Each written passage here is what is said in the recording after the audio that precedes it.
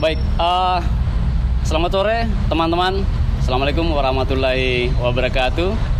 Jumpa lagi dengan saya Naim Arkananta di Ahmad Dahlan Project, dan sore hari ini saya mengajak salah satu tokoh yang ada di Kabupaten Nrekang, dan nanti kita akan berbincang-bincang banyak hal terkait dengan persoalan-persoalan yang ada di lembaga legislatif. Di sebelah saya sudah ada beliau. Beliau adalah Ketua DPRD Kabupaten Nrekang dan sudah lama sekali di legislatif, dan nanti kita akan berbincang dengan beliau. Baik, selamat sore Pak Ketua. Selamat sore. Oke, mungkin bisa diperkenalkan dulu menjadi Ketua DPRD pada periode tahun berapa sampai tahun berapa, dan nanti juga bisa diceritakan pengalaman mulai berkarir di legislatif itu seperti apa. Siap. Oke ya, saya menjadi Ketua DPRD Kabupaten Nrekang dari fraksi Golkar pada periode ini, periode 2019 sampai dengan 2024. Ya tentu untuk sampai ke sana ya tentu banyak perjuangan yang mesti dilalui.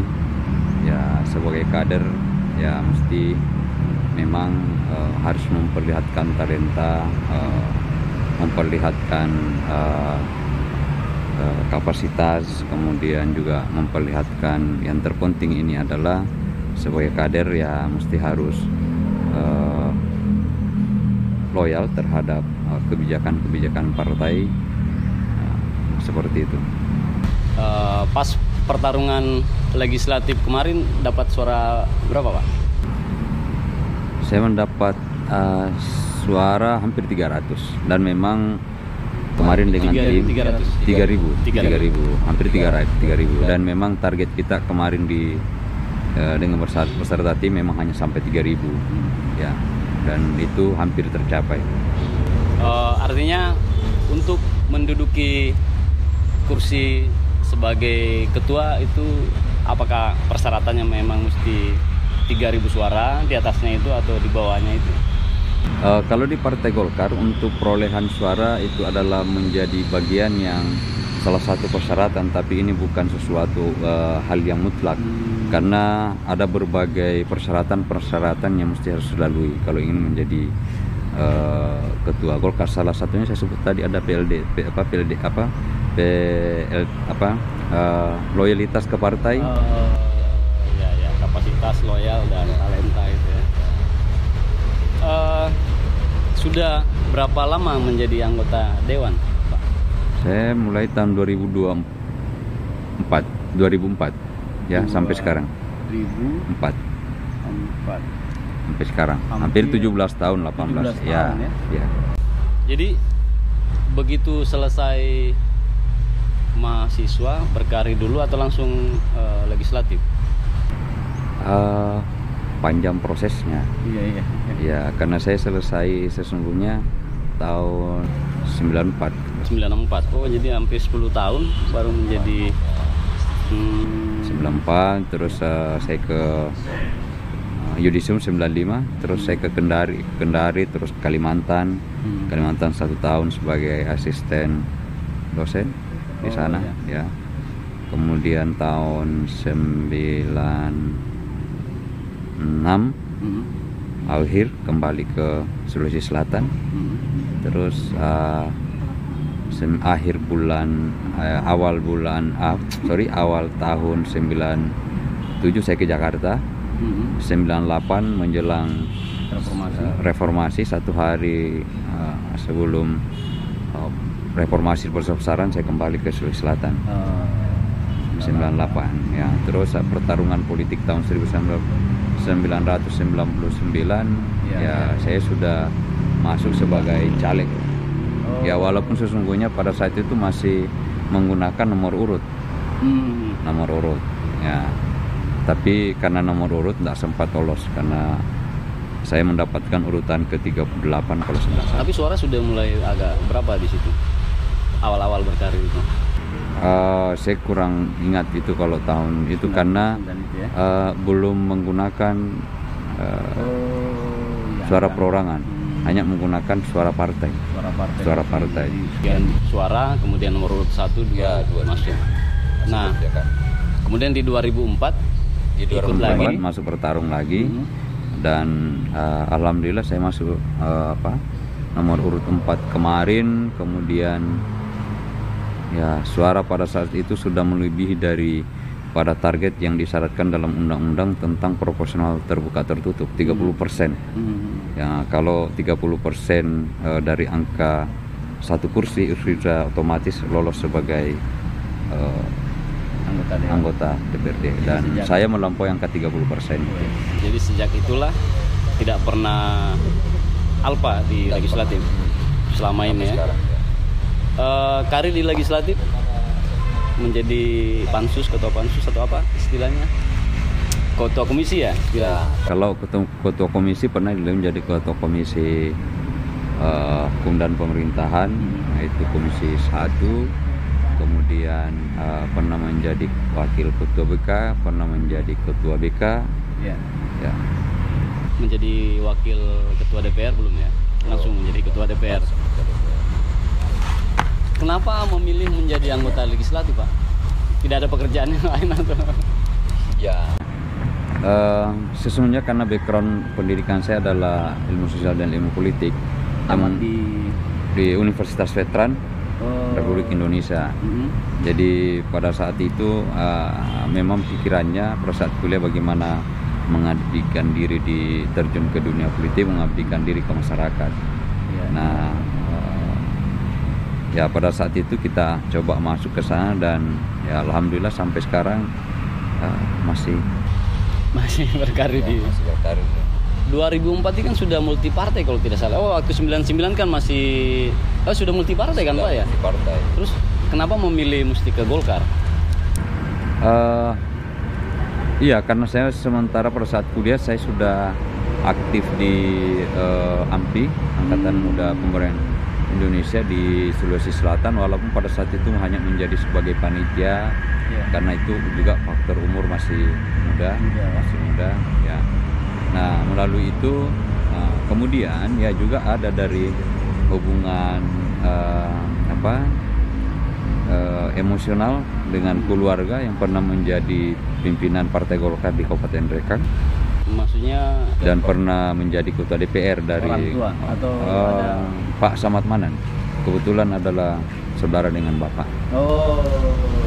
Jadi dekat sekali garisnya ke Golkar gitu, akhirnya memilih.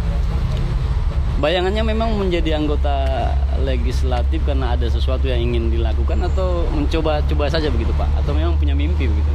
Ya, sebenarnya pada saat kuliah sampai pada saat selesai, makanya dari ke Kendari untuk kemudian ke Kalimantan untuk bagaimana bisa beraktualisasi pada tempat-tempat yang sesuai dengan ilmu yang kita dapat dari universitas, dan ternyata ya hinggap di kampung sendiri ya, dengan masuk sebagai anggota partai. Dan ya tentunya kalau anggota partai ya pasti akhirnya ke legislatif. Bayangan pertama sesungguhnya memang tidak pernah terpikirkan bagaimana bisa menjadi anggota DPR sampai menjadi ketua DPR, tidak pernah terpikirkan. Yang ada di benak pada saat itu bagaimana bisa kita menyelesaikan kuliah, kemudian bagaimana bisa bekerja untuk mengabdi, kemudian ya bagaimana juga menyenangkan orang tua. Jadi belum ada bayangan sekali untuk mau berkarir sebagai politikus kan pada waktu zamannya Bapak muda kan? Belum. Beda kan kalau sekarang kan mungkin sudah anak-anak muda memungkinkan untuk berkarir dalam politik. Beda kan pada saat zaman-zamannya Bapak di usia berapa dulu ya? 2004 itu usia berapa Pak? Sudah 35 tahun. 35 tahun sudah. Apa enaknya menjadi anggota legislatif Pak sampai harus selalu mesti menjadi anggota legislatif? Sebenarnya banyak suka dan dukanya. sebenarnya kalau kita menjadi anggota DPR, anggota legislatif yang membuat kita lega, yang membuat pemikiran kita perasaan plong dan pemikiran fresh ketika berbagai aspirasi yang masuk, kemudian itu kita bisa wujudkan apa keinginan masyarakat. Ya, itu penting. Nah, kan Pak Ketua ini kan besar dan banyak di Maewa ya, sebagai Dapil 1 dan mencakup Nrekang. Apa yang kira-kira menurut Pak Ketua yang selama ini sudah diperankan gitu sebagai anggota legislatif melihat dapilnya? Ya, saya kira semua anggota DPR, teman-teman anggota DPR ya mungkin sama pikirannya adalah bagaimana mengaktualisasikan daripada aspirasi masyarakat yang disampaikan oleh masyarakat, baik pada saat anggota DPR turun maupun disampaikan secara langsung atau berkunjung ke tempat berkantor atau di rumah. Ya tentu apa yang mesti kita lakukan adalah bagaimana mewujudkan itu. Taruhlah misalnya di dalam infrastruktur jalan, ya taruhlah misalnya di suatu daerah belum ada terkoneksi dengan fasilitas infrastruktur jalan, ya bagaimana kita mengukurkan itu untuk bisa dilalui kendaraan, atau misalnya pada tahap pekerjaan memang sudah ada baru perintisan, ya bagaimana diwujudkan itu sampai dengan pengerasan.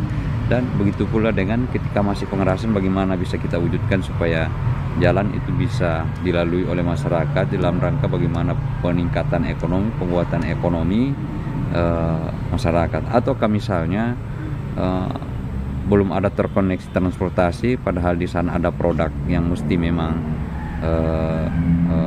harus dibawa keluar daerah itu, ya mesti kita harus bagaimana memikirkan supaya transportasi jalan itu bisa ada dan bisa dimanfaatkan oleh masyarakat untuk mengangkut hasil produk pertaniannya.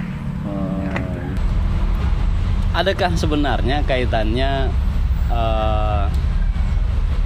orang-orang yang duduk di legislatif ini yang gambarannya anak-anak muda yang bisa memberikan inspirasi ke halayak muda juga untuk bertarung di legislatif, atau memang legislatif ini lembaga yang kalau sudah dapat suara banyak ya tidak punya kerjaan lagi?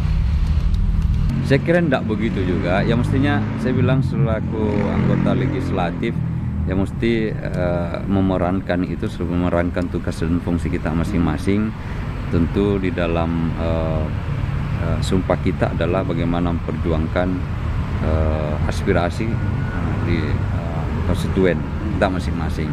Nah, olehnya itu inilah yang mesti menjadi tantangan dan yang kita harus jawab, dan itu juga secara realitas akan disaksikan oleh masyarakat bahwa apakah anggota DPR ini berbuat sesuatu untuk masyarakat atau punya makna menjadi anggota DPR atau tidak.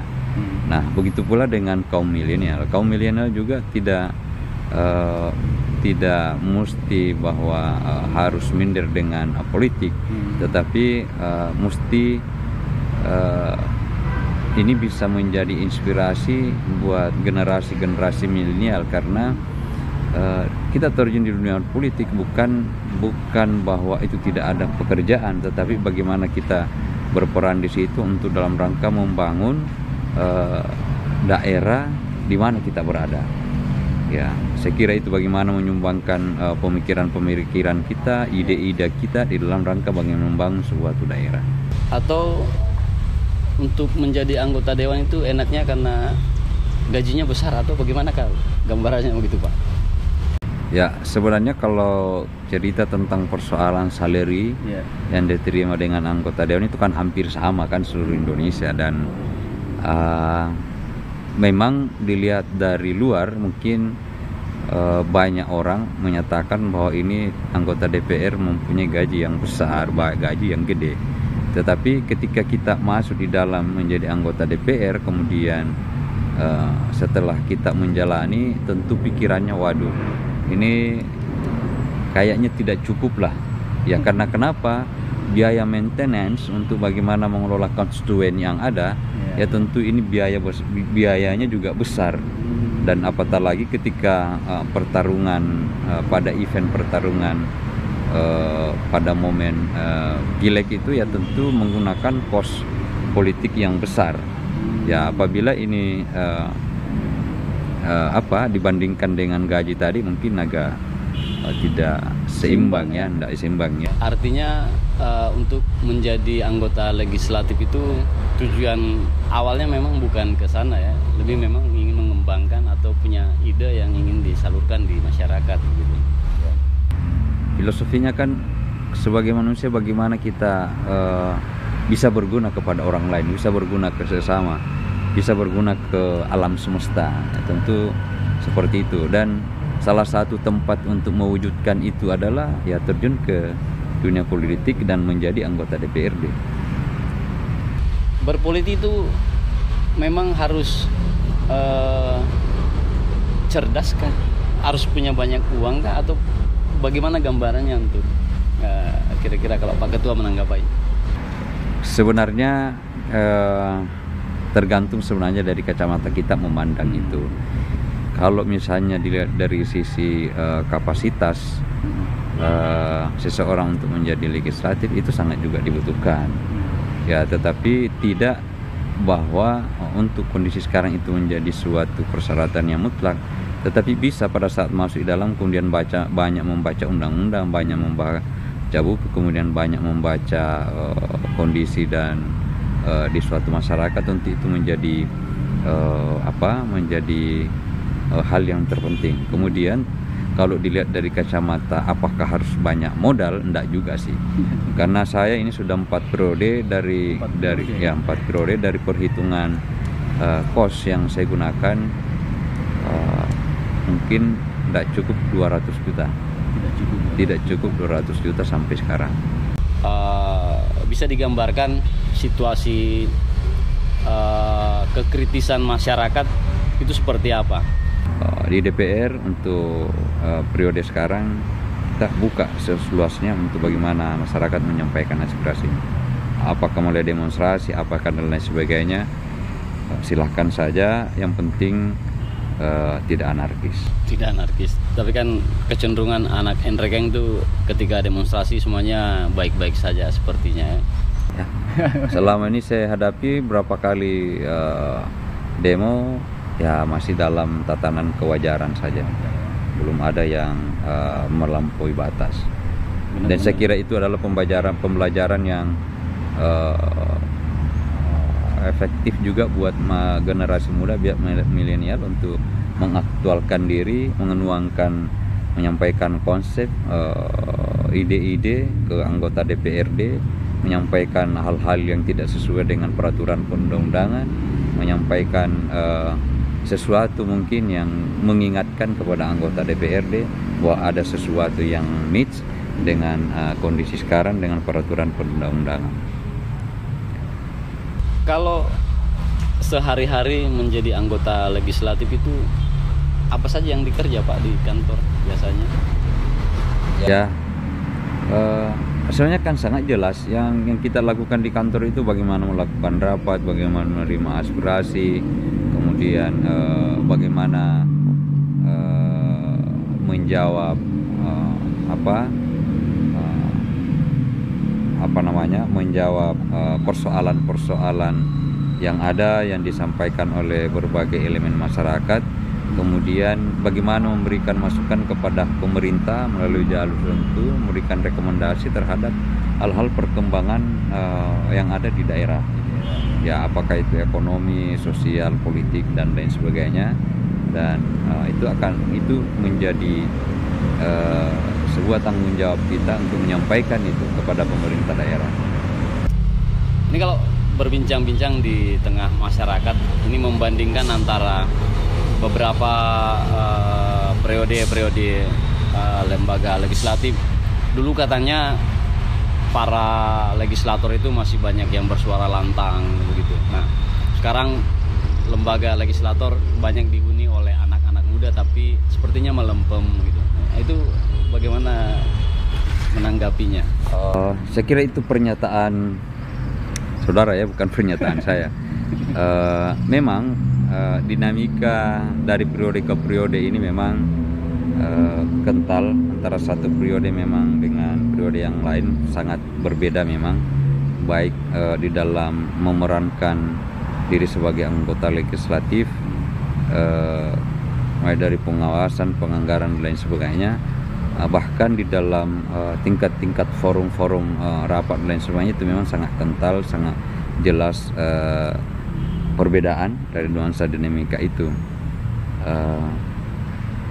Pada saat saya baru masuk tahun 2004 itu memang karena masih didominasi oleh orang-orang yang sudah berumur ya, kemudian dipadukan dengan orang-orang generasi muda yang hampir 50-50, dan memang nuansanya, dinamikanya sangat bagus pada saat itu.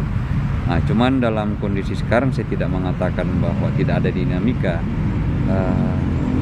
Ada dinamika, tetap ada dinamika. Mungkin dalam suasana kebatinan sama, cuman penyampaiannya itu mungkin yang berbeda, ya mungkin yang berbeda. Tetapi masih dalam kondisi bagaimana berjalan sesuai dengan fungsi dan tugasnya selaku anggota legislatif. Ya.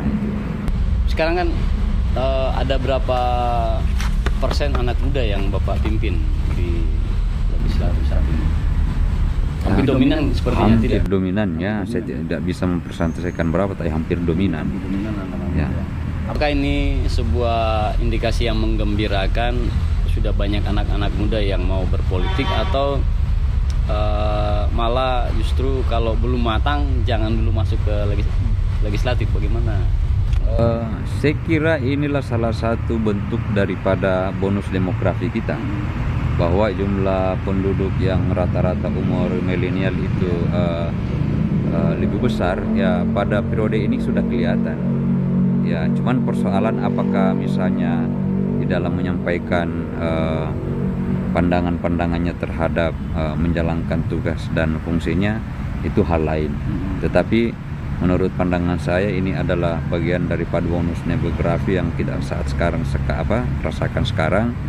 Dan itulah juga dalam bentuk bahwa memang peran generasi muda yang mesti harus masuk ke setiap sendi-sendi kehidupan untuk mengaktualisasikan diri ya, yang ya untuk bagaimana mengabdikan masyarakat, mengabdikan diri untuk masyarakat. Nah, apakah ini adalah hal yang menggembirakan di situasi politik kita pada kondisi kekinian dengan anak-anak muda mulai berpolitik, atau seperti apa? Ya, saya kira juga salah satu hal yang bisa menggembirakan kita di dalam rangka itu, karena memang sumber daya generasi muda sangat diperlukan, apalagi masih energik.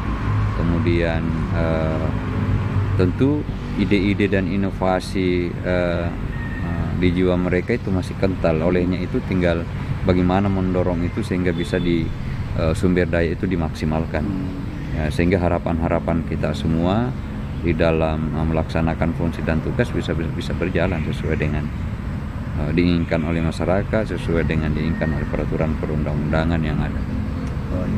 Nah, kalau bicara konteks di masyarakat gitu Pak, kira-kira ada saran atau peran apa yang harus dilakukan oleh generasi-generasi milenial atau anak-anak muda yang belum masuk di legislatif tapi bergerak di masyarakat? Nah, kira-kira harusnya saran atau bagusnya seperti apa mereka?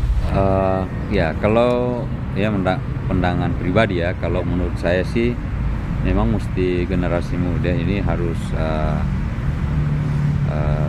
mengasah kapasitas, kualitas dan talenta kita, baik dimanapun kita berada. Kemudian bagaimana mengisi hidup ini untuk memperbaiki ekonomi ya, karena ekonomi sangat penting. Kemudian setelah itu mapan ekonomi, kapasitas sudah ada, talenta apa dan lain sebagainya, saya kira bisa bergabung di partai politik ya. Ini diharapkan supaya bagaimana juga di dalam perekrutan partai politik perekrutan perekrutan caleg, ya partai politik juga sudah tidak memikirkan siapa yang mesti kita harus pilih kalau memang sudah generasi sudah mempersiapkan diri. Ya. Ini ada yang menitip pertanyaan ini, Pak. Gaji ketua DPR itu besar tidak, Pak? Gaji yang saya terima itu di di slip gaji itu berapa ya? 10 juta, 11 juta ya? 11 juta? Iya. Oke. Saya membaca di Tribun pada saat Bapak dilantik menjadi ketua, di belakang itu kan membaca pantun kalau tidak salah, Pak. Masih ingat pantunnya, Pak? Buah apa ini? Durian buah. Masih ingat? Saya sudah gagal. Buah durian, buah nanas, sapi jantan terkulai lemas. Panggung politik boleh memanas, asal rakyat jangan tertindas. Oh ya, maksudnya begini, di dalam dunia politik ini yang pertama-tama kita mesti harus jaga ya sebagai ketua DPRD adalah bagaimana menjaga stabilitas yang ada di kabupaten bersama-sama dengan Forkopimda. Nah, ketika itu tidak dijaga, ya tentu tidak menutup kemungkinan akan ada variabel yang muncul tentang penindasan baik disengaja maupun tidak disengaja pada tingkat masyarakat. Artinya penindasan yang dimaksud ini adalah melukai hati masyarakat sesungguhnya. Jadi bukan penindasan kekerasan secara fisik, bukan. Ya. Nah, terasa tidak, Pak, kalau kita membaca situasi politik di kota gitu, atau apalagi Indonesia hari ini kan orang selalu berbicara tentang keterbelahan antara yang satu dengan kubu satu. Nah, kalau kita di kabupaten terasa tidak keterbelahan di masyarakat, atau kita di sini justru dinamis menurut kita? Sebenarnya tentang itu tentu dalam ilmu sosial tentu ada pembagian masyarakat kan, tetapi itu ilmu sosial, dan dalam implementasinya juga kita tidak boleh mensekat-sekatkan masyarakat ya, tetapi bagaimana kelompok-kelompok masyarakat itu dengan kelompok masyarakat yang lain kita mencoba untuk mengkomunikasikan bagaimana kita bersama-sama membangun daerah. Nah, di dalam pandangan politik ya tetap dalam ilmu sosial juga ada kelompok, ada perbedaan, tetapi jangan jadikan itu sebagai sesuatu yang menjadi kita lebih beda, sehingga selaku anggota legislatif atau selaku aparat daerah, aparat negara, kita terbawa arus untuk mendikotomi, memperparah kesenjangan itu. Jadi mesti bagaimana kita menyikapi, bagaimana kita bersilaturahim dengan masyarakat walaupun sesungguhnya perbedaan apakah organisasi, apakah perbedaan pandangan, apakah perbedaan golongan, kita jadikan sesuatu stakeholder yang bisa sama-sama bergerak untuk membangun daerah. Iya. Kalau diminta untuk menanggapi pemerintahan kita hari ini, Pak, Bapak menanggapinya seperti apa? Saya menanggapi bahwa pemerintah dalam kondisi ini tetap jalan walaupun sesungguhnya memang dalam era pandemik ini dengan kebijakan-kebijakan pusat sampai ke daerah untuk menangani situasi pandemik ini ya tentu memang banyak pengaruh terhadap baik pengolahan keuangan maupun penganggaran di suatu daerah, sehingga memang pada kondisi-kondisi terakhir ini 2 tahun terakhir ini memang masih tetap jalan, tetapi ya semua fokus di situ. Ya, semua fokus untuk bagaimana penanganan COVID ini. Ya, Artinya dalam kondisi ini pemerintah masih jalan sesuai dengan tatanan pemerintahan, walaupun sesungguhnya misalnya kalau ada hal seperti yang disampaikan oleh masyarakat, ya tentu akan menjadi perhatian kita untuk bagaimana menyampaikan pemerintah untuk melakukan hal yang terbaik di dalam pengelolaan pemerintahan di NRK. Sekarang sudah 4 periode, Pak. Apakah di Golkar dibatasi sampai 4 periode atau masih bisa 5 periode atau bagaimana? Ya, sebenarnya kalau pembatasan memang pernah ada pembatasan, tetapi bukan undang-undang. Ya, di Golkar juga tidak pernah ada pembatasan, hanya partai-partai tertentu seperti PKS, PAN yang pernah membatasi calegnya hanya sampai 2 periode. Kalau di Golkar sampai detik ini belum ada pembatasan tentang itu. Artinya pikiran setelah menjadi ketua belum ada, Pak ya? Ya, biarkan saja berjalan seperti air. Saya juga menjadi ketua, filosofinya biarkan berjalan seperti air dan sinyal-sinyal itu akan muncul dengan sendirinya.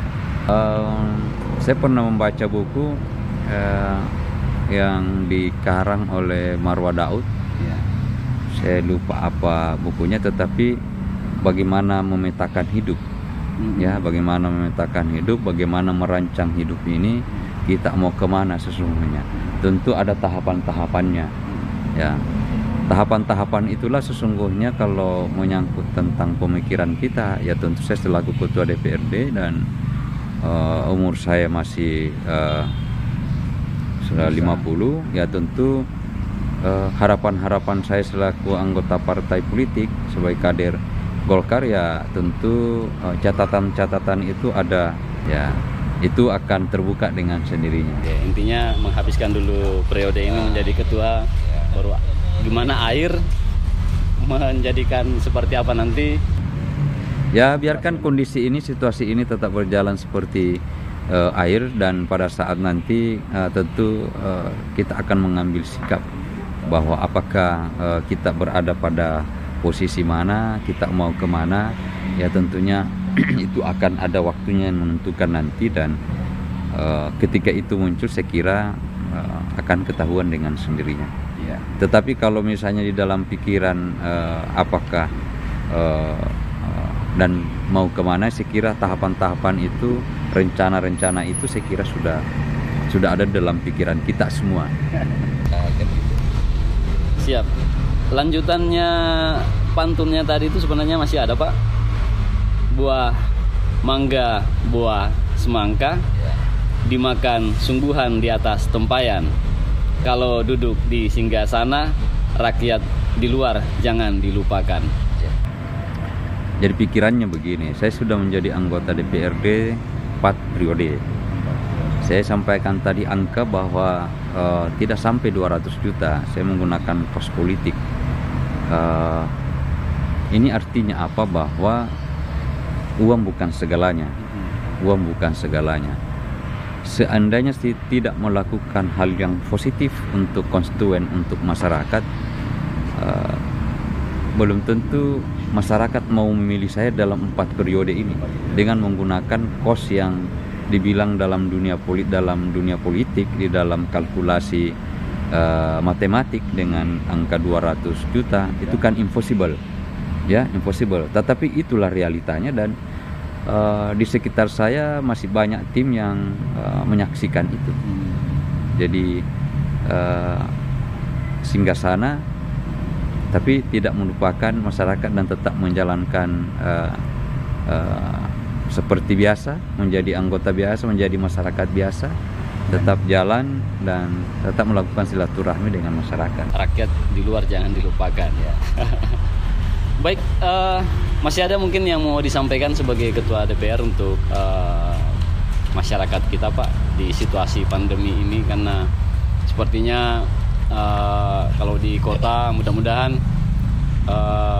pandemi atau apa yang dirasakan oleh orang yang ada di luar sana tidak hinggap di daerah kita, dan sehingga kita perlu menghimbau kepada masyarakat kita. Iya.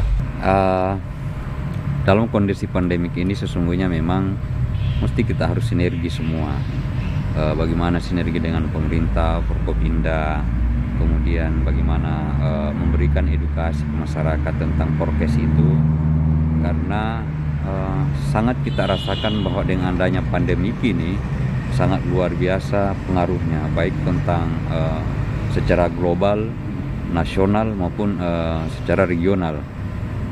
Ini sangat dirasakan dan pernah saya melakukan beberapa survei secara langsung, wawancara langsung dengan beberapa pelaku ekonomi kecil. Ya, saya tanya dengan adanya pandemi pada tahun yang lalu, kira-kira pengaruhnya dengan kegiatan atau usaha-usaha yang mereka lakukan. Ternyata pada saat itu tahun 2020 memang sangat dirasakan sampai turun 50%.